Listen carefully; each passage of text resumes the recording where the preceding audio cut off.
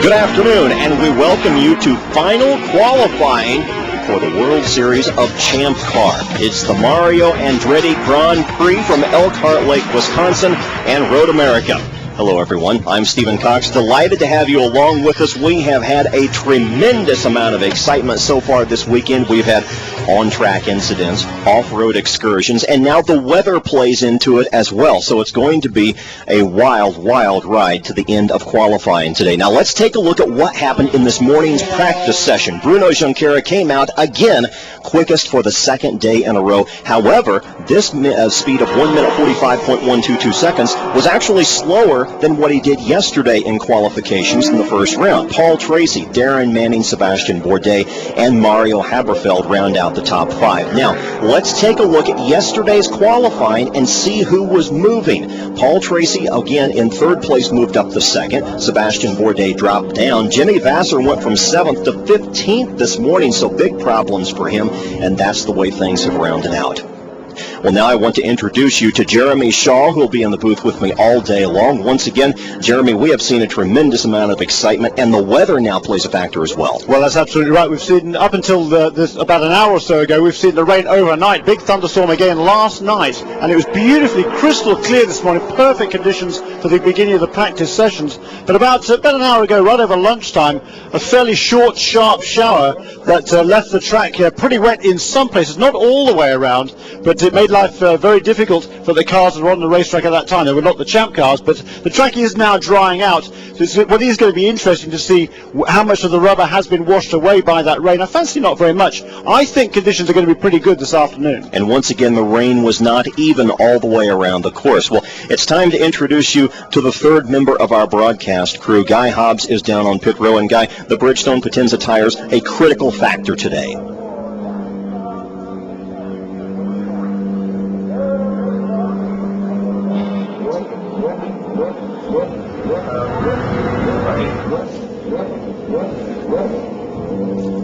Well, we'll try to catch up with Guy Hobbs in just a few moments. In the meantime, though, the rain has gone away. However, we still have some difficulties with a few wet spots around the entire course here. You're looking at one of the Dale Coyne cars right now getting ready to go out. You see the slick tire on one side. They're getting ready to change that car over to Rains. And now let's take a look at the remainder of the qualifying order from yesterday. Any surprises there, Jeremy? Well, not really any surprise there. Certainly, I think the guys at the end of the field there, Roberto Moreno, Alex Tagliani, Mario Haberfeld, none of them set a time yesterday. Roberto Moreno had a clutch problem on his Urdes Lola, having been the third fastest qualifier in Vancouver 1 week ago, so he was certainly looking for a strong run yesterday. He'd have to get his act together this afternoon. And the other two, Alex Tagliani and Mario Haberfeld, involved in an accident very early in that qualifying session. Now let's take a look at what happened yesterday during qualifying. Alex Tagliani goes airborne. He does, and there was a bit of a coming together between Mario Haberfeld and Thiago Montero. Alex Tagliani unsighted over a blind brow at turn 13,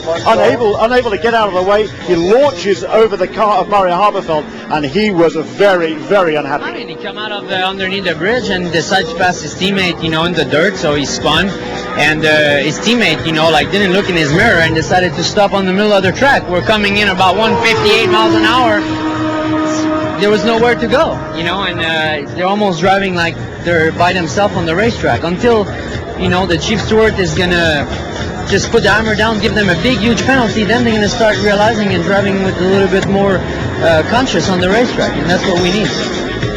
And as upset as he was there, you need to remember that this was several minutes after the accident. Once he got out of the race car, had a little bit of time to cool down, so he was not happy at all. We'll keep an eye on the Rocket Sports Racing team today. Now, let's take a look at this entire racetrack, Jeremy, because we have a 4-mile track with one of the longest straightaways you're going to see. The longest racetrack that the Champcar World Series will visit during the season, and it's a classic road course. I mean, around the world, everybody looks to Road America as one of the top venues.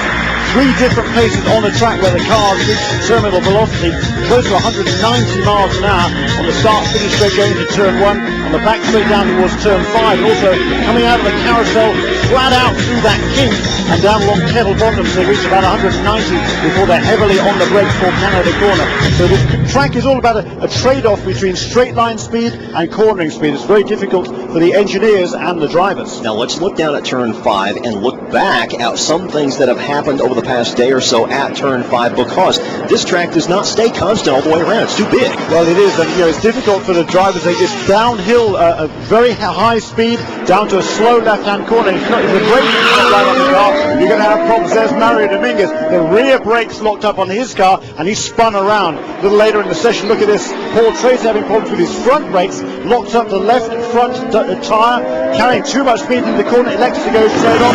This is the way he gets the car pointed straight again to continue his practice session.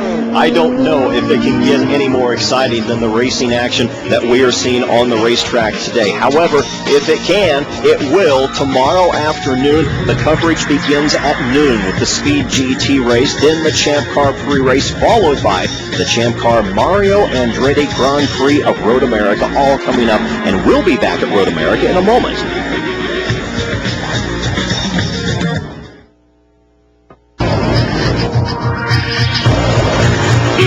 Everyone is trying to chase down Bruno Junqueira. No one has gotten the job done so far. This is your last chance. If you're on Team Players and you're shooting for the pole today, Bruno Junqueira already has the provisional pole from yesterday. And of course, changing track conditions are a prevalent concern, and one of the factors to be considered here are the Bridgestone Potenza tires. Now let's head back down to Guy Hobbs and check in with him. All right, thank you, Stephen. I'm down here with Joe Barbieri of Bridgestone. And Joe, we've had a huge downpour of rain between the practice session and now this qualifying session. How are the guys going to handle that, and what tires are they going to use? Well, it's another gamble for the teams, something they have to adjust to. The rubber that was laid down earlier has probably been washed off now, so really depending on how wet the track is, so they'll probably start on slicks, but if it gets any more moisture, they'll definitely have to go to the rain tires we brought. Now, the tires that you bring here to Road America are the hardest compound tires that Bridgestone make, is that correct? That's correct. This track is very tough on tires, so we bring the hardest ones for a road course. And how are your wet weather tires? They're the hardest ones we bring as well. There's a set that we bring for the street courses, but for this road course, it's a little harder compound. All right, we'll see how those tires hold up, particularly through the left-hand or the right-hand of carousel, where all that weight is on the left-hand side. Thank you, Guy. There's going to be some exciting times out there for the drivers who choose to go out on slicks, which will probably be the entire field right now, don't you think? Well, I would think so. The track seems to be pretty much dry. There's some big dark clouds hanging around here, but just for those of you perhaps not completely up to speed with auto racing, the slick tires they talked about, they're the regular race tires. You can see that they're being put on Patrick Carpentier's car. Absolutely no tread across those tires. They are bald, if you like, but the more rubber you get on the road, the more grip you have. So if you don't have any tread pattern, you get more grip. That's what it's all about. However, if it rains, you can see the tires there in the background on the top of the screen on the left. Those are the grooved wet weather tires. With those grooves in the tires, they channel the water out of the way and get that rubber down onto the road to provide the grip in wet weather conditions. On the right side of your screen, the 1996 Champcar champion Jimmy Vasser about to jump into his machine and go out and ready himself to qualify in a few moments. He tumbled from 7th yesterday in provisional qualifying all the way out of the order down to 15th today. What happened? Do you think that was planned? Are they sparing tires? Or I think they're probably saving tires. They have 8 sets of tires to get them all the way through the whole weekend. They're going to need 5 sets for the race, so they have to manage their tire strategy over the weekend. I think Jimmy was one of several drivers that did not go out on fresh tires this morning. He's leaving those for the final session of qualifying coming up right in here in a few minutes. Slicks on the car and standers by with umbrellas in their hands. I mean, nobody really knows what to expect here right now. No, it can do just about anything at this stage, and particularly on this racetrack, as you said, it's 4 miles around here, so that's a lot of real estate. It can quite easily be perfectly dry and even sunny on one part of the racetrack and raining somewhere else, and for these drivers going at these speeds, that makes life very, very difficult. I would think that if there is a dark horse who could come out of nowhere and surprise everybody for the pole, it would be the man you spoke of a few moments ago, Michel Jourdain Jr. Well, possibly so, and even this man Alex Tagliani, he's had some problems this weekend, of course. He had that shunt yesterday, which we saw. He's in a backup car here this weekend. There is Michel Jourdain Jr. in the Higanti car of Team Rahal, but certainly he's been quick just about everywhere we've been this season. He's run well here in the past, and for sure, he's one of several people looking to knock Bruno Junqueira off that pole position that he claimed provisionally yesterday.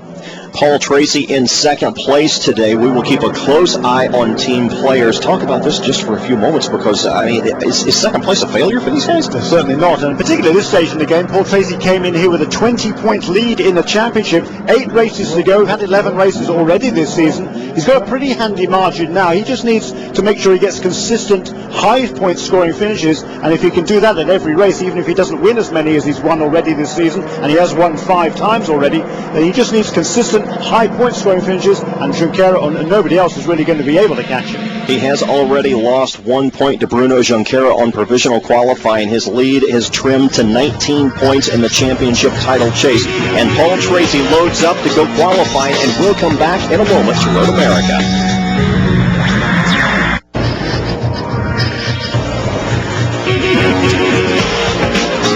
And the green flag is waving on final qualifying at Road America. Good afternoon, I'm Stephen Cox. Jeremy Shaw. Talk a little bit about the qualifying format. We say final qualifying, provisional qualifying is already done. That's right. We had yesterday we had 2 sessions of practice in the morning to get ready for the first session of qualifying. It's the qualifying that will set the grid for tomorrow's Mario Andretti Grand Prix. The grid was set provisionally yesterday. Every lap that every car does is timed.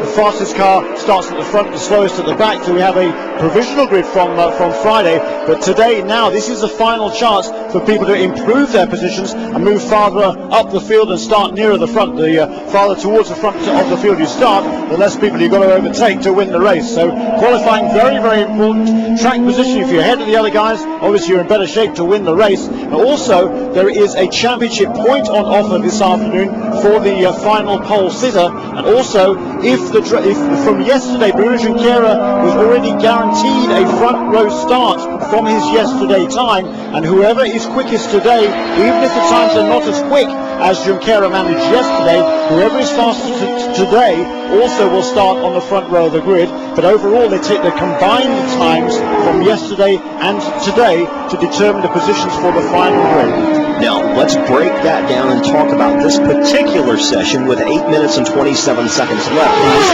initial 10-minute segment. Right, we had a session this morning, an hour and a quarter of practice this morning when the drivers could hone their cars and try and get the ultimate speed out of them. Now we have another 10-minute session now, just to shake the cars down, make sure there's nothing amiss in here. Alex Tagliani just came on the radio, was on the radio with his crew. They said to him, just go out there and see what the track conditions are like. As you said earlier on, we had that big rain shower about an hour or so ago, and as you can see here, as the Michel Jourdain Jr. comes across the start-finish straight, the conditions are absolutely perfect. Right now the sun is out, but there are some dark clouds looming. So Tagliani's crew said, just go out there, see what the track conditions are like, and we'll see if we need to make any adjustments to the car in order to get that ultimate speed out of it. Michel Jourdain was 4th in the combined practice sessions overall with a best lap of 1 minute 45.4 seconds, and that again is considerably off what Bruno Junqueira was able to set in provisional qualifying yesterday. But an interesting note about Michel Jourdain Jr., he had a hot lap coming up yesterday. The last lap they thought would have bumped him up to 2nd on the grid, and he spun in the very last corner. Did and it was a very good lap, and it would have been good enough for 2nd place if he'd managed to negotiate the final corner, and that he didn't do. We're watching now Oriel Serba for Patrick Racing, and Guy Hobbs is down in the pits with the general manager of that team, Jim McGee. Yes, thank you very much, Jeremy. Jim, Oriel out there just basically checking out track conditions right now. Yeah, track conditions, and we made a few changes after the morning practice, try and improve the car, but, get a feel for the track and the improvements. So you got a couple of minutes. What sort of adjustments can you make with these wet weather conditions? Well, if it goes wet, we got to do a pretty big setup change, depending on how wet it gets. If it's wet, or if it's intermediate, then you just got to sit around and wait till you get the track at its best possible time. So you'll probably wait during the qualifying session. You'll probably wait towards the end of the time to make your runs. Well, no, I think if it's dry, you got to go right away. I think you'll see everybody go out right away if it's dry, because they'll try and get a time just in case it does rain. All right. Oriel Serba out there in the Visteon car. We'll see what happens to them with about 6 minutes remaining in this session. Thank you, Guy. Now, Oriole has already put up at least three qualifying positions in the top four, all of them, interestingly, on road courses, one at Monterey, another at Brands Hatch, and yet another one at Cleveland. His best finish came at Milwaukee about mid-season, where he finished second after starting seventh on the grid. Now we look at the other half of team players, Patrick Carpentier. And Patrick has had a bit of an up and down season. He won at Mazda Raceway Laguna Seca a couple of months ago, but since then he's been struggling a little bit in the results. He's had certainly a pretty good season overall. He stands fourth in the points, fifth in the points coming in here this weekend, because he's overtaken by Sebastien Bourdais in Vancouver last time out. But Patrick is having a little bit of a different time this weekend. He's working with a new race engineer. His regular race engineer, Michael Cannon, is not with the team this weekend, and instead Patrick is working with Eric Zito, who's been the assistant to Michael for the last 3 years. He's also working closely with the race engineers on his teammates' car. Those would be Todd Malloy and Tony Sicali. So the whole brain trust here at Players Forsyth Racing has been pooling its resources and trying to get both of the players' cars up at the front of the field. Well, both of the players' cars working very hard, only one of them working very well. That's Paul Tracy's, and he really hasn't been totally happy this weekend. No, he's had a few issues, some braking difficulties, and a lot of the drivers are complaining about understeer or push, the front end of the car not having as much grip, if you like, as the back end of the car. It's a perfectly balanced race car that's going to get this pole position this afternoon. When I say perfectly balanced, as the driver turns into the corner, all four wheels are right on the edge of adhesion rather than the front end or the back end slipping around more than the other end of the race car. So if you've got a perfectly balanced car, you can take it to the very edge, the very limit, and that's what you need to get the pole position here at Road America or in any racetrack. As we watch Paul Tracy being trailed by Michel Jourdain Jr., is there any chance at all that in this very brief session we would see any changes just before they went back out for qualifying? Certainly there is, I think, because the track conditions are different now. The ambient weather conditions are quite different to what they were this morning. It was bright sunshine earlier on this morning, and now it's certainly overcast for most of the time. There are occasional bits of blue sky around with some big dark clouds as well. So if the weather conditions change, as the weather conditions changes, the air pressure effectively changes, and with these cars at these speeds, the air pressure affects how the cars handle, and particularly how they go down the long straightaways here. So there's a lot of things they can change on these cars. There's a lot of adjustability, both aerodynamically and mechanically, to try and get more speed out of them. We saw Bruno Junqueira just a moment ago staring at the monitor. He's the only guy that hasn't been out on the racetrack so far. I guess he's pretty confident, Bruno Junqueira. He got, as you say, he got the provisional pole from yesterday, so he is the guy who everybody has to beat.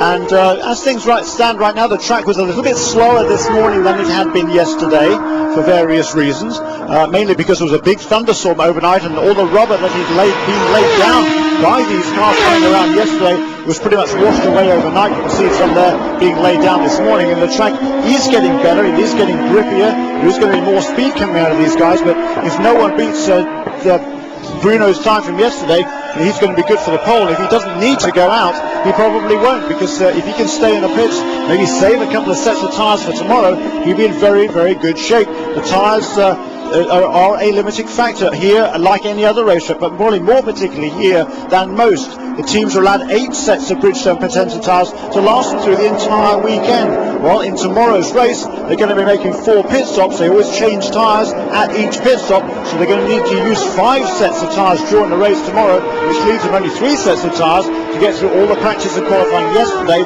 and today. So tyre management is a crucial part of a race weekend.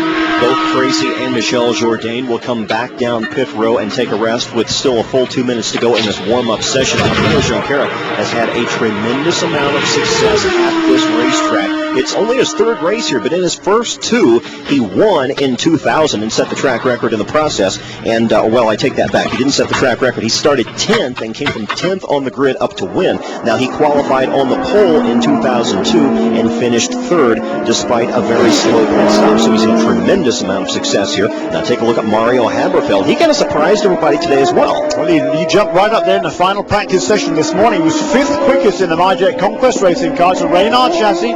Most of the front runners are using Lola chassis. There's Lolas and Reynards are, there's a choice, whatever you want to run you can. The Lolas have the numerical advantage, many more Lolas than there are Reynards, but also the Lola is a little bit easier to set up. It's more of a more well-rounded car. It's more suitable to different racetracks than the Reynard. The Reynard is very, very good on particular racetracks and not quite so good on others, but the Lola seems to work very, very well everywhere. Well, Mario Haberfeld is Reynard equipped, and he was up there in the top 5 this morning. He's fourth right now, and another Reynard, driven by Darren Manning, has just set the fastest time so far in this session.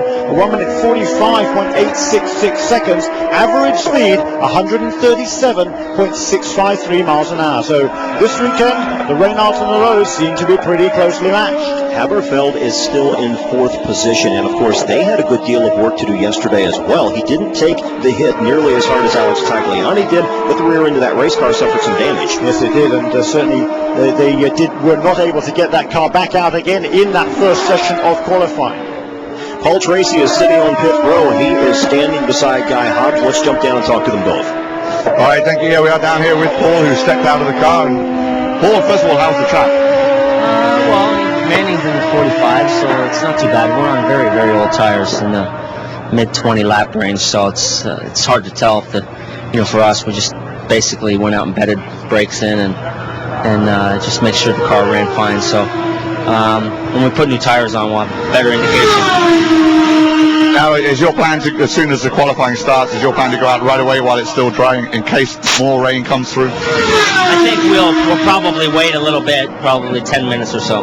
Let some other people lay some rubber down? Yeah, because it's quite slippery still from the other series that have run, so we'll just wait a few minutes. All right, and of course, as you say, actually Alex Tagliani now to 145. That's the time to chase right now.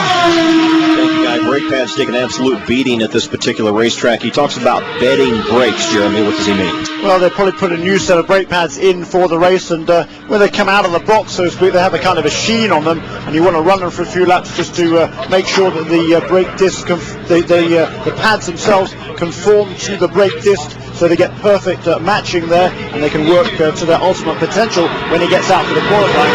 So ultimate lap time they're looking for this afternoon. It's not about endurance, that's on tomorrow. 60-lap race tomorrow. Today it's all about one lap, the fastest you can go for one lap of this 4-mile racetrack. The brakes are warmed up. Most of the competitors have been out, all of them except Adrian Fernandez possibly, and Bruno Champcar took it easy as well. The rest of the field warmed up, and we will go qualifying when we return to Road America.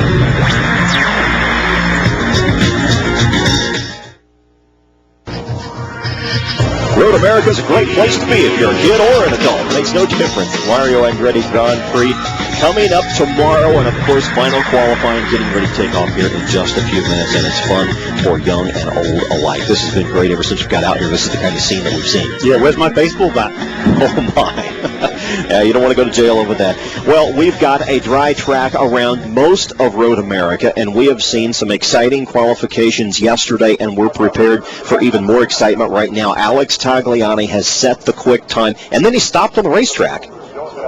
So let's jump down on pit row. Right now, Guy Hobbs is standing by with the owner of that race car. Yeah, I'm with Paul Gentilozzi, and Alex is obviously quickest in the session with a 145, but he's also got the least amount of fuel in there, Paul. He has negative fuel at this point. Almost made it to pit entry lane. We were just a little close there. Actually, our team manager, Phil Howard, of course, decided how much fuel would be in the car. That's right. Blame it on Phil, I would. Well, he's not here. Exactly. What's the strategy now for qualifying? As a lot of guys are thinking they'll go out early, or some guys are going to wait and see what happens to get some more rubber laid down? Well, you really have 2 runs here, maybe even 3. And at Road America, as we know, it can rain any minute. It can rain with the sun shining 3 miles on the other side of the racetrack. So with as much bad luck as we've had, we probably won't take many chances.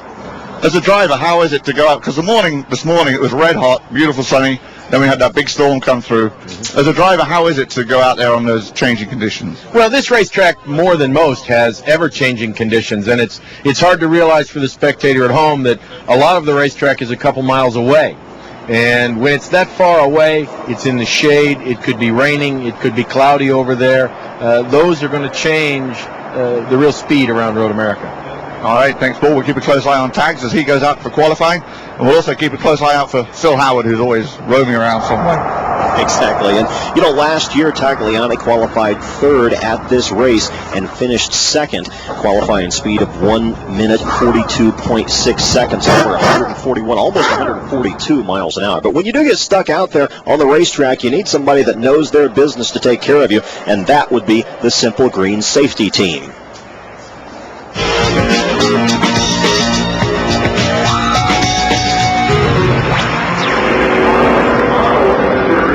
The Simple Green Champcar Safety Team is widely considered the most advanced emergency response team in sports today. This group of traveling EMTs, doctors, surgeons, nurses, and physical therapists are on call for any situation, large or small. We handle everything from minor trauma, colds, vomiting, things like that, minor medical things that happen acutely at the racetrack, to trauma that people will suffer on the racetrack, in the pits, or in the paddock area. Doctors like Chris Pindersky appreciate a facility as complete as this $1 million state-of-the-art mobile medical unit, especially during life-threatening emergencies.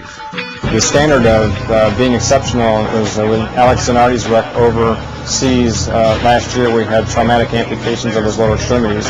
It was this cart safety team, Dr. Trammell and Dr. Olby, and all the people over in Germany that really did everything right and got him back to health, and he was back racing cars a few weeks ago. On the racetrack, the primary concern for Director of Safety Lon Bromley is the well-being of the spectators and participants, facilitated by the team's state-of-the-art rescue equipment. We're getting ready to put into play one of our new Ford safety vehicles. It carries 4 firefighter paramedics and occasionally a physician. And what we do, we handle just about everything on the racetrack during the day with this truck. All aspects of fire, emergency care, cleanup, chasing dogs off the racetrack, whatever comes to safety's call. We carry 54 gallons of water on board with cold fire in the water itself, so it allows us to fight methanol fires, gasoline fires, and it acts as a cooling agent.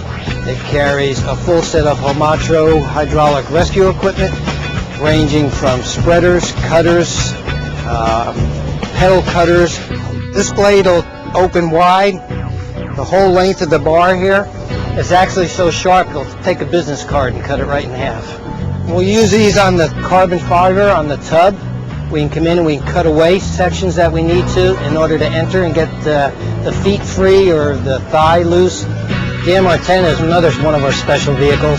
It's used primarily in the pit lane or any small confined area to where we think we may need to get in to get a patient in or out. This particular vehicle is equipped with a full advanced life support medical equipment, and it's manned by 2 paramedic firefighters. So we can go in and do basic life support or full-on cardiac arrest situations or any other major medical problem in the pit lane. Despite all this equipment and all the talented medical and emergency response personnel, the Simple Green Champcar Safety Team would much rather be in the background, hoping for a clean race. We're not the show. The drivers are the show. And we just try to help that show and provide good emergency care and sit back and watch the race is our style.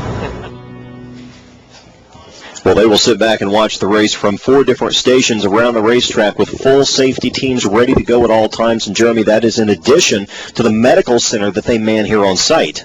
Yeah, the whole thing is absolutely sensational. There's Lon Bromley, and he's hoping to have a nice quiet afternoon. Very concerned about the weather. Once again, we have some clouds gathering over various areas of the racetrack, and of course, as has been observed by Paul Gentilozzi a few minutes ago, it can rain anywhere at any time. 75 degrees right now, a lot of humidity, not quite as much as yesterday. Now, Guy Hobbs down on pit row. The green flag is coming out right now. What strategies do you see building right now? Well, what we've found out so far is it seems like most teams are going to go out right away here at the beginning of qualifying because there's some nasty weather coming from the south.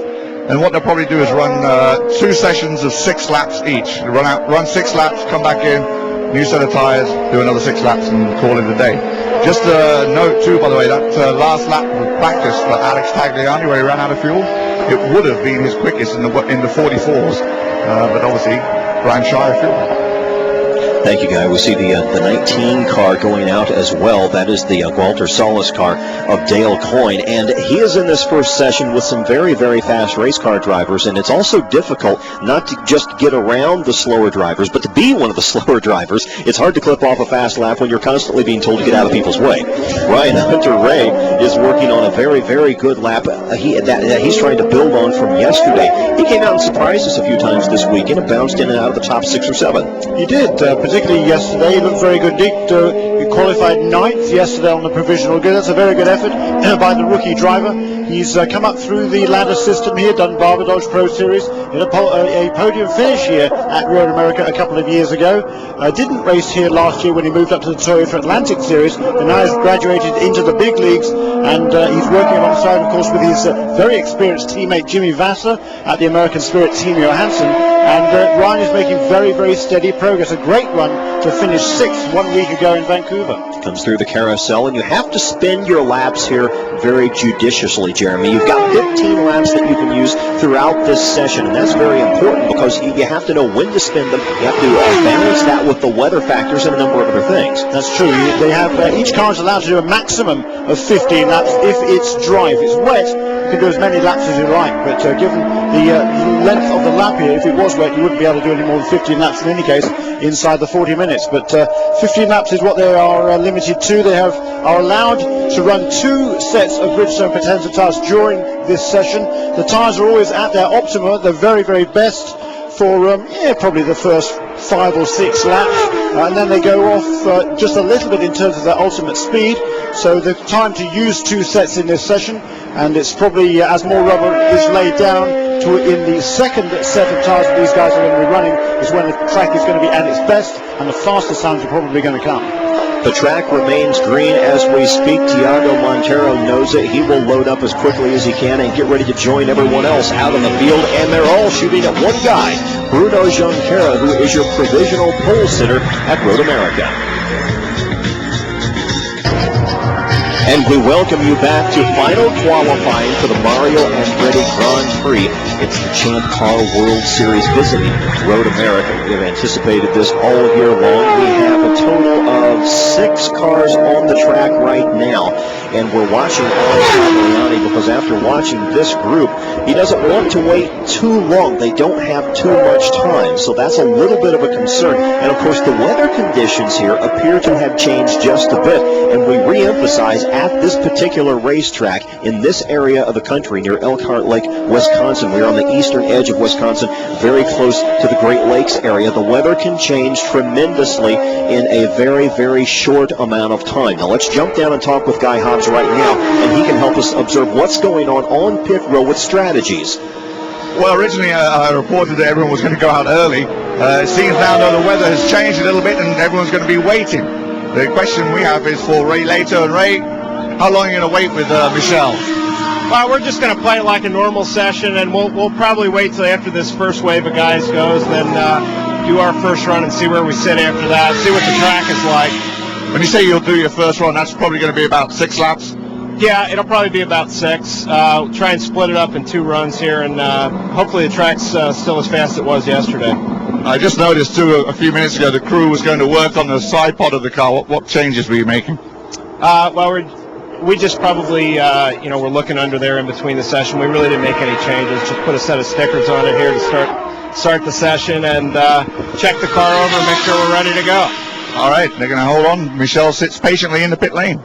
And Jeremy, you just pointed out that there were brand new tires on there. These guys are ready for business. Yeah, everybody is. Of course, they go out on a fresh set of tires. You can see the markings there on the tires, and each one is marked before it goes on the race car. But the game plan has changed a little bit here because the weather has changed. As I say, what's changed about it is that the darker clouds seem to have moved away, and the blue sky is moving in. And blue sky is good because the track is dry. But if there is cloud cover, then the air temperature goes down and the cars go through the air that much quicker. So if there is cloud cover, you'll see better straight line speeds and therefore better lap times as well. So that's why I think some of the teams are electing to wait a little bit, hoping that maybe some more cloud cover will come over, and then they can really go out there and try and push these cars to the limit and get the ultimate lap out of them. Now that is a very good point, Jeremy, about the density of the air and how that changes the handling and the reaction to the race car. We don't see the contrails coming off the rear wings like we did yesterday at all. No, it's not quite as humid, I don't think, as it was yesterday. It is not right at the moment, and the conditions right now are pretty good. It is pretty hot, certainly. It's certainly warmer than it was yesterday morning, but the track conditions right now are quite good. We see the fastest lap so far in this session, 1 minute 45.844. That's a pretty good lap there by Ryan Hunter-Ray, the rookie driver. That would have been good enough yesterday for a time where he led that 12th on the grid, 11th to 12th on the grid, so times are beginning to come down. Rodolfo Levine also out on the racetrack, and we also have Ryan Hunter-Ray who's out on the racetrack. We have a total of 1, 2, 3, 4, 5, 6, 7 cars, I believe, on the track as we speak. The rest of them kind of waiting, holding their cards close to the chest. They are, and here is Ryan Hunter-Ray, the rookie there. His best finish in the Champcars came just 1 week ago in Vancouver. Had a great run to finish in 6th place there. The best qualifying effort he has had so far was at Portland International Raceway. It's also a permanent road course just like this one, and that was back in July. He qualified 7th on that occasion. Ryan Hunter-Ray, of course, working with the Reynard chassis, as is Jimmy Vassar. That team wasn't put together until very, very late in the year. It's been a difficult year for them in many ways. However, they do have a good mix in the cockpits of those race cars. Ryan Hunter-Ray, a very talented young rookie, and Jimmy Vassar, the old KG veteran who won this whole thing in 1996. So let's sit back now and listen to the American Spirit team on the racetrack.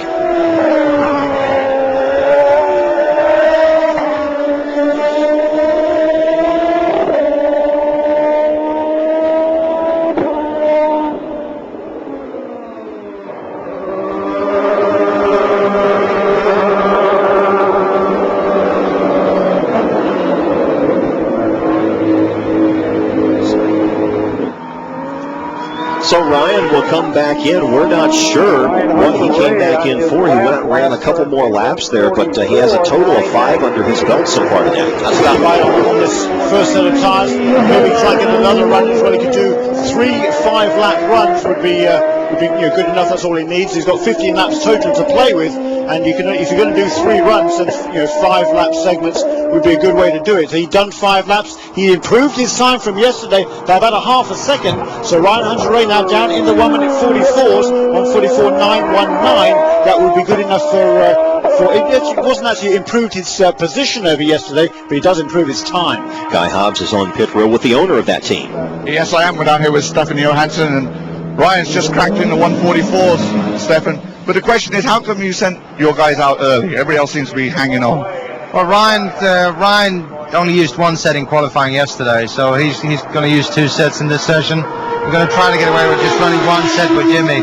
So we'll wait. Typically, the track will get quicker towards the end of the session. I think we'll probably find the same thing today. No concerns about weather either at this point. I'm sorry? No concerns about weather, more rain? Well, I mean, it looks like it's going to hold up for the remainder of the session at least. But, the same thing happened yesterday. We timed it about 3-4 minutes wrong with Jimmy, and we went from like 2nd quickest when he stopped to 7th. So we're going to try to squeeze the last bit we can out of it in this session. Okay.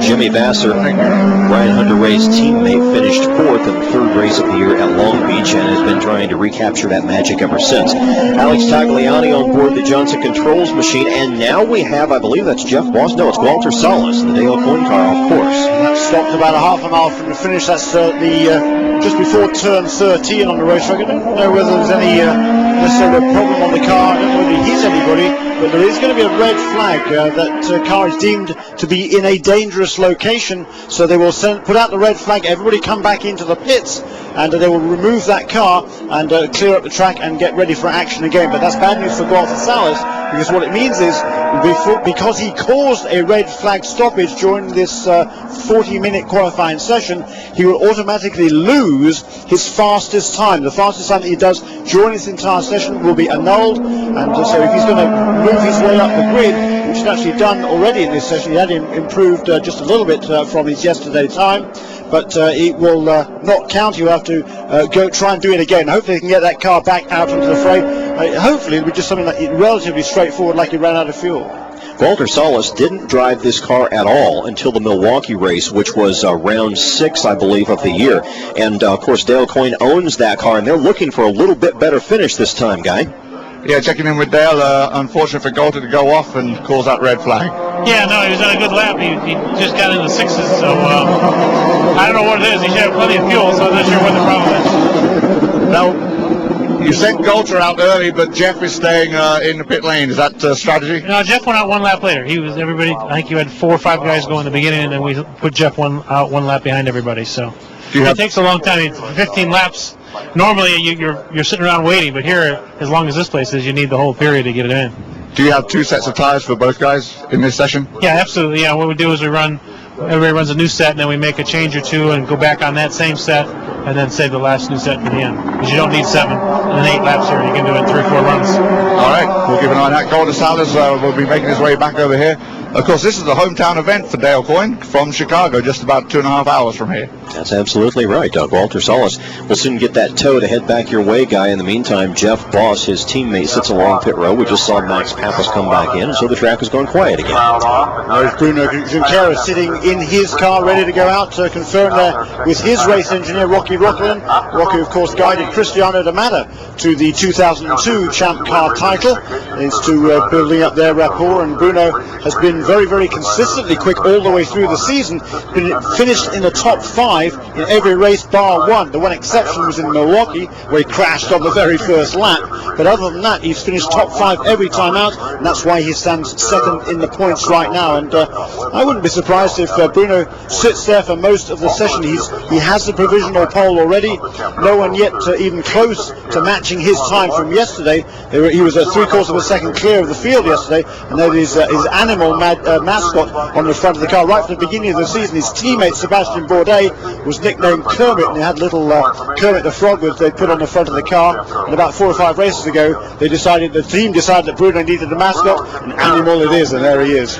So Bruno Junqueira has an extra passenger. I doubt if he'll go out for qualifications, but we'll bring you the story if and when it breaks. In the meantime, we have a red flag condition raining right now at Road America, but we will go green again soon, and we'll be back right after this.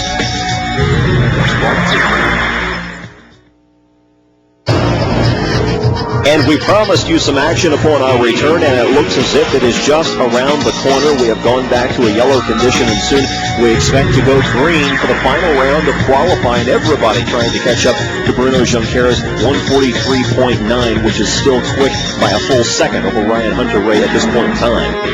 And look, if you look at the timing charts right there, you see that Ryan Hunter-Reay was shown as the second fastest qualifier, and his time was 144.919. Well, there's several others behind him who had a slower time. Well, the reason for that is whoever is fastest today, and Ryan Hunter-Reay is fastest right now, will be guaranteed a front row starting for position for tomorrow. So, as it stands right now, Ryan Hunter-Reay has the fastest time in this session.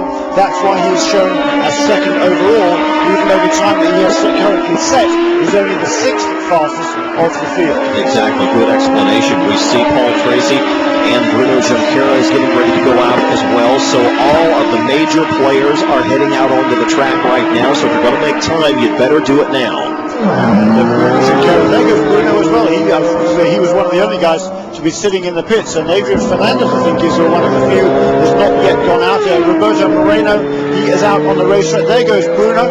He's taking it very leisurely down there towards turn 1. I'm not sure where he's going that slowly, but he is the man that everybody's got to aim at. But at the same time, Bruno can't afford to take it easy. He's got to make sure that his car is fast in case he needs to improve his time from yesterday. And after the morning practice session, just 3 or 4 hours ago, he reckoned that he could maybe get down into 1:42 second range this afternoon in qualifying. And if he's going to have to show, he's going to have to do it within the next 21 minutes. That would really be stunning. That would be a full second off the quick time so far. We will keep a very, very close eye on him, and we also want to keep a close eye on the players' team. Paul Tracy out right now. Fresh tires on the race car. He is out getting things warmed up and ready to go, because we're going to watch him very closely and see if he tries to get off a flying lap. Yeah, I'm sure he will. There goes Patrick Carpentier. They're not quite up to speed yet. A 146.559 last time around for Patrick, and Paul Tracy comes across the line at 149. That was his outlap, and now we're getting down to the serious stuff. Now we're almost inside the final 20 minutes. Just 20 minutes and 22 seconds. You see that time ticking away on the top left of the screen. He crosses the start-finish line, heads into turn 1, and we will join Paul Tracy on Road America.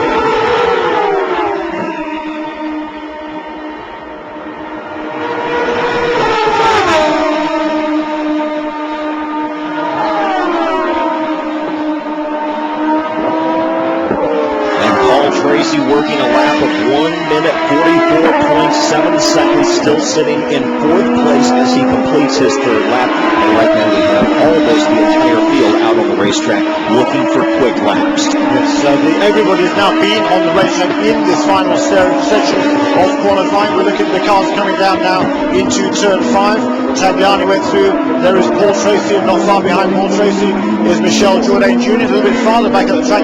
Here is Sebastian Bourdais, the French rookie, 3rd quickest yesterday.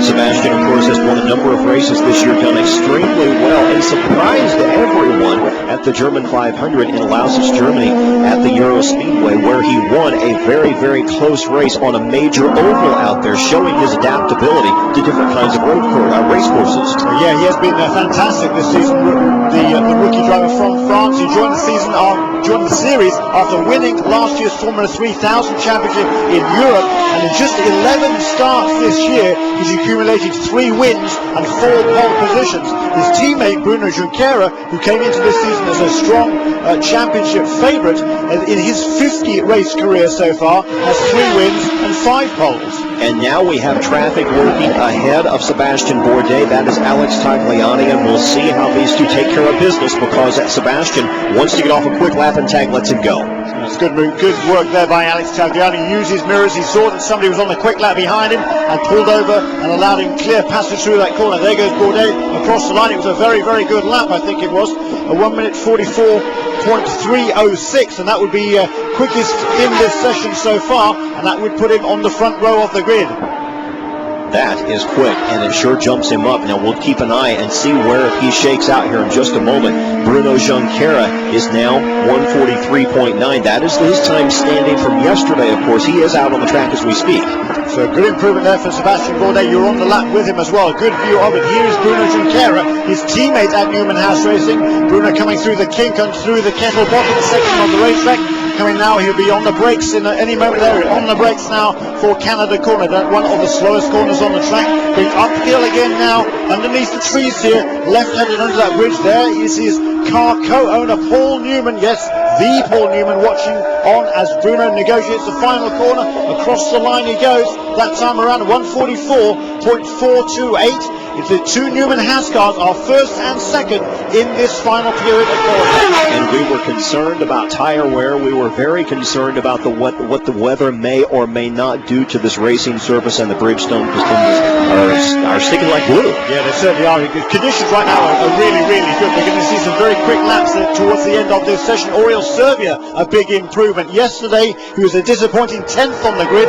Now he jumps all the way up to, it was 6th. It was 5th. It's now 6th. Jimmy Vasser gets him into contention. Oh, Darren Manning. My goodness, Darren Manning has gone off course during final qualifying. That will hurt him. Darren Manning had a great practice session this morning, practicing in 3rd position, and he was running just now in 6th. Well, he was overnight. He was in 6th place, and he's off at turn 6 as well. He seems to like all the 6s. So Darren Manning there in the gravel truck, that will bring out the red flag. Here it comes. And again, because he caused a red flag stoppage, Darren Manning will have to forfeit the best time that he does in this session. That's a big disaster for the Englishman. He was a superb 3rd quickest this morning. This is the first time he's seen this racetrack. Most of the teams were testing here earlier in the year. Darren Manning was not amongst them. So the first time he saw this track was on Friday in practice. And now he will have to give up the best time that he does this afternoon. And that is going to hinder his efforts to get farther up the grid. Now, Darren had only come out a few moments ago. He had only run 4 laps and had worked his way down from the 146 range down to a minute 45 flat and was looking for a quick lap, and it's just not going to happen. This is going to mess him up terribly as they take this car, bring it back on down pit row, check it for damage, and see if they can send him back out. That's right. And there shouldn't be too much damage. I think he's just embedded it in the gravel trap, but the gravel trap doesn't really tend to chew up the cars there particularly. So with a bit like there won't be any damage, but he will be able to get back out onto the track. Bruno Champcar is still on top of things, 143.9. That's 0.4 of a second better than his own teammate Sebastian Bourdais. And we will come back to Road America for more qualifying. And we welcome you back to Road America. We have 11 minutes and 32 seconds left in final qualifying for the Mario Andretti Grand Prix. Now, Jeremy Shaw, there's something very interesting that we need to look at here. 11 minutes and 20-some seconds left. They're guaranteed at least another 5 to 5.5, maybe 6 minutes left of green flag qualifying. Actually, it's 4 minutes. We have that from race control now. They're guaranteed another 4 minutes for a total of 25? That's right, yeah. 40 minutes is the time allotted for this qualifying session, 25 minutes of which must be green. Look, there is some damage there to the left front wing end plate on Darren Manning's car, but that should be pretty much cosmetic. He will now be able to drive this car. They're able to bump start the car. He'll be able to drive it back to the pits. They should be able to change that nose and get it back out for the final few minutes. Let's jump straight down to Guy Hobbs on pit row. Down here with Neil Mickelwright with the players' teams. Neil, Newman Haas guys are going pretty quick out there. And Bruno said earlier this morning he thinks he can do a 142. Only a few minutes left in qualifying. Have you got anything for these guys? Obviously the rain that we had at lunchtime didn't do us any favours. That kind of slowed the track down a little bit. But Bruno's been very quick yesterday and again today. So we're not sure that we've got anything for him, but we're certainly trying. Are you surprised that Patrick is quicker than Paul right now? Not really, because they're both running very similar setups, and Patrick has one lap more than until this point. Okay, looks like we're getting ready to go green, and I see a brand new set of tyres on Paul's car. He had 2 sets for this qualifying. Obviously with the red flag that we just had, changes the scheduling on everything that you're going to do, and we found the car seems to get better the longer he runs. So send him out now on these and see what we can do. All right, and I noticed that Paul was the first off pit lane, so he can't complain about traffic.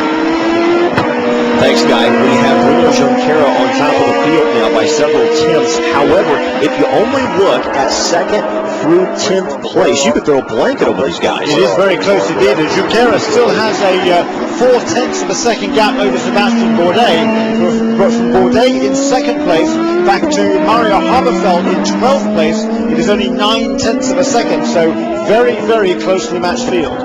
Newman Haas getting ready to send Sebastian Bourdais back out, and this is shaping up now in the waning moments of qualifications to be another showdown between team players and Newman Haas Racing. Yeah, they are two. They've been the two dominant teams really this year. Sebastian Bourdais has won 3 races for Newman House Racing. Paul Tracy has won 5 races for the Players team. Patrick Carpentier has added a 6th win for Team Players. So these have been the dominant teams. They hold the 4 of the top 5 positions in the championship, and right now the top 4 positions on the grid. So it's going to be Junqueira and Bourdais against Carpentier and Tracy, and each of the intra-team guy rivalries as well. So this is going to be quite a battle. Now we have 8.5 minutes to go before the checkered flag falls. A few moments beyond that, actually, to finish that final lap. Patrick Carpentier has only run 5 laps. Bruno Junqueira has only done 3. Normally they are allotted 15 laps, and it doesn't look like either team is going to try to use them all. Well, that's right. With these we've had two red flag interruptions now, one by Walter Salas and one by Darren Manning, and that has interrupted everybody's progress. And as Neil Micklewright said, it's altered everybody's game plans. But the plan now is just they've all on this final set of fresh tyres and go for it. They hope they've got a clear track. As I said, these tyres are at their ultimate best for 3 or 4 laps after they're brand new. And if you've already been out and you've got held up by a red flag stoppage, then maybe that's taken that very best edge off the tyre. So that's the luck of the draw. Jimmy Vasser just came on the radio. He stands 5th right now. He's best of the rest, if you like, for American Spirit Team Johansson. He said his car's pretty good. It's finding a little bit of understeer, which is not unusual, but other than that, he's pretty happy with the car. Michel Jourdain Jr. just goes past our camera position, and he will be followed by Thiago Montero. And now we pick up Sebastian Bourdais from Newman Haas. He is an outside shot at the pole, and you really can't even call him an outside shot anymore after the speed that we've seen early in this qualifying session, because we know that he likes the wide open road courses that are very, very fast. It's very reminiscent of what he ran when he was a champion in Formula 3000. So the Frenchman very, very good on these types of race courses, and Guy Hobbs is down in his pit stall right now. Well, Sebastian Bourdais got down to a 44.3, and Bruno Junqueira is on a 43.9. We'll try and get a word here with Peter Gibbons on the strategy for the last few minutes here. Peter, if we can just jump in a sec. You guys are holding off the players' teams pretty well. Bruno thought that maybe a 142 would be possible, but it doesn't look like it. No. Yeah, mid-43, something like that. We'll see how the track comes in. Also, we understand the guys are complaining that the tyres are taking longer than expected to get up to temperature. Not bad. Not bad. Can you hold these guys off and make it an all-Newman House front row? We're going to try. All right, Peter Gibbons, thank you. In other words, I'm not saying much today. Yeah, he's always pretty tight. He's the chief engineer for that Newman House team. He's been there a long, long time. And what's amazing about Newman House Racing is the longevity of all those guys on the team. And there's John Tuzanikis, who's the team manager. He's been there since he started in the early 1980s. Davey Evans, he's been there since the beginning as well. And a whole bunch of those guys have been there a long, long time. Peter Gibbons has been a race engineer mainly for Michael Andretti. He's been there about a dozen years now. And that cohesiveness of the team just comes with working together. And it's really interesting, Jeremy. I know you've seen even more of this than I have. To go through and filter out the information from the misinformation that's being fed to everyone, press members included by these teams who want so desperately to preserve their edge. Yeah, they don't want to give anything away. You're absolutely right. So they always play the cards close to their chest. There they go. This is a carousel course. It's a great place to watch. There is Paul Tracy. Clear track ahead of him, and he's flying through there. He's probably doing about 150 miles an hour coming off that carousel turn. Down this short straight here. Turns right through the kink. I still don't understand why they call it a kink. It's a corner, but it's known as the kink. It's absolutely flat in these cars at about 170 miles an hour. They reach about 190 before he gets on the brakes here for Canada Corner. Boy, that is a very, very quick area. And yesterday, we knew that Patrick Carpentier was clocked at 188 miles an hour plus down the straightaway. So it is very, very quick. And we remind you that when we're talking about speeds of 140, 139.7, 0.5 miles per hour, that is an average speed around this race course. They go much, much quicker. That's the average, corners included. Yeah, it is. It's just a great racetrack. There's no two ways about it. And when the sun is out like this, there's no better place to be, I think, than the racetrack in North America or anywhere in the world. This is one of the classic venues. Alex Tagliani makes an improvement there. He was out on the track just before that red flag caused by Darren Manning. He reckoned his best lap was held up by another car. He also said he needed a little bit more front wing in the car, a little bit more downforce on the front end of the car. They've made that. He's now made an improvement. He's up to 13th in the order right now. But Alex Tagliani knows he has a car that's much faster than that. He had an incident yesterday, didn't set a time in qualifying on Friday, and he's got 3.5 minutes to set the time that he knows that car has in it. Tag is in his 4th season of Champcar racing, and he has never, and take a look at that. What did we just see there?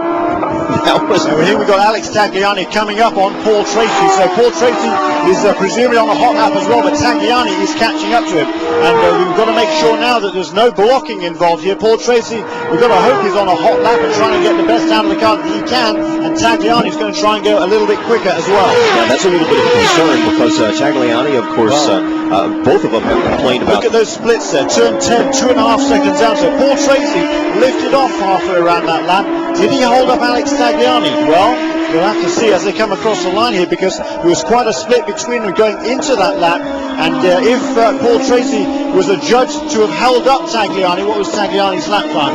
It was a 1:45.333, I think. So it was an improvement on his previous lap.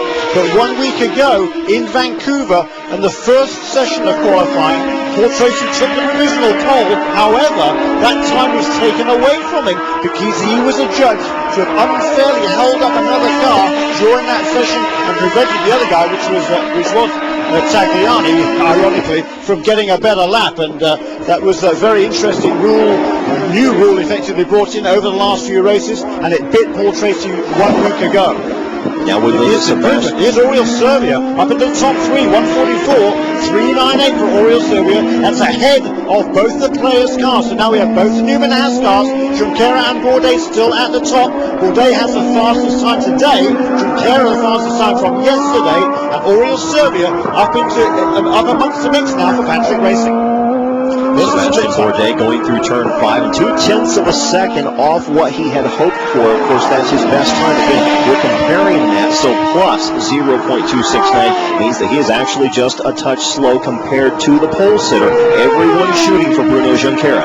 It's still a good lap for Sebastian Bourdais, and still quite a long way to go on this lap. So he does have the fastest lap so far in this session. You see there, he's 4/10 down at turn 10, so I don't think this is going to be the pole lap, but Sebastian Bourdais is pushing on here. An improvement in this session for Adrian Fernandez, but he still is one of only 4 drivers not to improve from yesterday. Bruno Junqueira has just improved his time from yesterday. There goes Sebastian Bourdais across the line. It was quicker, 1:44.242 for Sebastian Bourdais. The only drivers not to improve today, Adrian Fernandez, who is now 8th, Darren Manning in 10th, and Rodolfo Lavigne in 17th. The other guy, whoever it was, who just improved, so his name's gone off the chart. Bruno Junqueira, Sebastian Bourdais, both Newman Haas drivers continuing to up the bar. Oriol Servia up in 3rd position right now, while team players languish back in 4th and 5th place. Darren Manning has now changed the nose cone on his car. He has fresh tires, and he is going out trying to make up for some lost ground as well. It's Thiago Montero, who had been the 4th guy not to have really improved from yesterday, but as I was saying, he did improve, so Montero now stands 13th overall. Here is one of the Ryan Hunter-Reay, an improvement for him into the top 6, just ahead of his teammate Jimmy Vasser. So the 2 American Spirit Johansson cars in 6th and 7th. So Junqueira still hangs on. Tracy in 5th place. If you look at the active top 10 on the left side of your screen, that is active in real time. And if any of those drivers should come on to pit road, you will see a yellow flag pop up beside their name. The checkered flag is out. The checkered flag is out, but they will. A quirk of this racetrack here, the timing and scoring is set up down at turn 14 at the exit of the final corner. So the drivers can take the checkered flag, but they can complete this lap, and the lap will still count. There is Jimmy Vasser. He comes across the line. He's dropped to 8th. Adrian Fernandez has split the 2 Johansson cars into 7th All Serbia, meanwhile, having set the third fastest time today, has just pulled off. He's run out of fuel, but he has not. He's stopped out on the racetrack, but he has pulled the car off to a safe location, so there will be no red flag stoppage. So that gives an opportunity for everyone to run down this final lap as the climax continues to build between Newman Haas and team players as they both jockey back and forth for the pole. Bruno is looking for his first pole position since Mexico City last year, and if Paul Tracy doesn't get in the top three, it'll be the first time that hasn't happened all year. Here is Alex Tagliani coming down into turn 3. Just improved last time round. He got himself inside the top 10, just in 10th place. And he has one more opportunity to try and get himself farther up the grid. He has never qualified worse than third at this track. He remains a threat. Champcar once again has upped the best time to 1 minute 43.726 seconds. That's what everyone is shooting for, and this is their last opportunity to do it. It is. They're all now, I think everybody is on their last lap. There goes Walter Sauer, I think it's and Rodolfo Lavin. So a couple of guys down here, Patrick Carpentier, among the last guys to take the checkered flag. But this is it. It's now or never for these guys. A good improvement for Mario Dominguez. 5th fastest. A wonderful lap for him. That comes in at 1 minute 44.3 seconds. That is very, very quick for Dominguez as we continue to watch Paul Tracy go through the carousel on his last lap and his last shot at the pole. Montero improves up to 11th place. There's Darren Manning. He's off again. I think that's the entrance to Canada Corner. He's out of fuel, we hear from the pits. The good news is he's off the racing line, so it shouldn't impede any other drivers. But it's certainly not what he wanted at this stage in the game. We've got several drivers on the hot lap now. Vassar just improved. Montero just improved. And this is it. This now or never, guys. So Paul Tracy pushes over to the left side of the track, perhaps using just a few feet less than he would have otherwise, but he is a veteran. He knows when to stomp the gas. He is coming out of the final turn, and he will take the timing light, and let's see where it shakes out. Well, Bruno Champcar is still the man to beat. Tracy did improve his time on that lap, but it's only good for 6th overall. Absolutely. 144.519 for Paul Tracy. The first time all year he has not qualified in the top 3, and that is cause for Paul Newman to celebrate. Yeah, that is absolutely amazing. And it looks like Newman Haas is going to come away with a 1-2 finish here. And right at the end there, a lot of shuffling. Patrick Carpentier, great effort to get himself up into 3rd place. Paul Tracy just came on the radio and said, "That's all I could do." And when Paul says that's all I could do, that is amazing, because if anybody can wring another 10th out of a race car, it's Paul Tracy. In the meantime, Bruno Champcar, the man of the hour. This is the racetrack that he loves most. He wanted to win here very badly. In the meantime, you look at Paul Tracy, frustration all over him. Just absolutely frustrating. You get out of the race car and know that there was nothing left to be done with it. Yeah, particularly when it's so close here. Champcar still has a half a second margin over everybody else. That's down from yesterday, 3/4 of a second yesterday. The other guys have got a little bit closer, but not close enough. And Bruno Champcar is going to come away with his first pole of the season and his 6th overall in his career.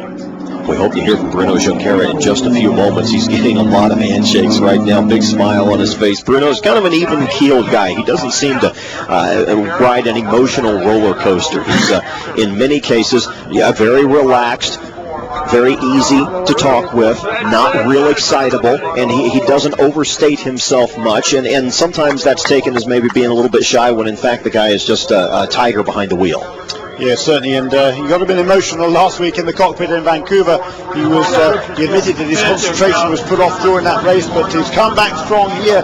He's been a little bit frustrated because he hasn't got his name into either the win or the pole column this year as yet after 11 races, but here we are, 12th time lucky for Bruno Champcar, and a great effort to win the pole here at Road America. And now 2 championship points in his favor, critical points. Absolutely right. The gap coming into this weekend was 20 points over Paul Tracy. It's now down to 18, and even better for Bruno Champcar, Paul Tracy will have to start way back on the 3rd row of the grid. So Paul will have a lot to do even to catch Bruno Champcar, let alone get around him. And he will also have Sebastian Bourdais on his side as well. Bruno Champcar bound to get a very, very good start, and now We have Guy Hobbs down on pit row, and I believe he's going to try to elbow his way in and see if he can talk with Bruno Junqueira. Guy? Well, I am. Bruno's actually talking right now to Paul Newman, as you can see. And Bruno, congratulations. That's back-to-back poles for you here at Road America. Yeah, thank you very much. It's very nice. I love this track, and I'm pretty happy to get my first pole of the year and here in Road America. Now, you mentioned to us earlier this morning that you thought maybe a 142 would do it, but not able to get that close, but you did shave off 2/10 from yesterday. Yeah, I think I got so much traffic in the red flag. I did 143.0 on the test, and maybe I could go something like that, but because of the rain this morning, the track wasn't with much grip that I always improve for the second day, and we're just able to put the Pacific Air car on the pole by half a second. That's pretty awesome. Were you having trouble getting temperature into the tires on your qualifying runs? No, I mean, I just did 2 laps, and then the red flag came in, and now on the last outing, I have to slow down because of the traffic, but it was alright. I mean, I got a good run. I did 2 really fast laps this afternoon, and I'm pretty happy with that. You got to be pretty happy too that your teammate's going to be starting alongside you. Yeah, it's pretty good for Sebastian, all the Nima Haas team. I think he worked really hard on the pre-season testing here, and it's good. I think it's the best way for the team, and I hope we can keep it up 1 and 2 in the end of the race. All right, congratulations on getting the pole. He won here in 2001 and started from the pole here last year. You're looking at Carl Haas and Paul Newman there, I believe, speaking right now. Or is that Paul Gentilozzi? Yeah. Yes, Paul Gentilozzi is on the right, and Paul Newman is on the left as they discuss various things about this racetrack. And you can almost read some of their sign language there and tell that everybody around here absolutely loves Road America. Nobody more so than Bruno Junqueira, though, who just won the pole for the Mario Andretti Grand Prix.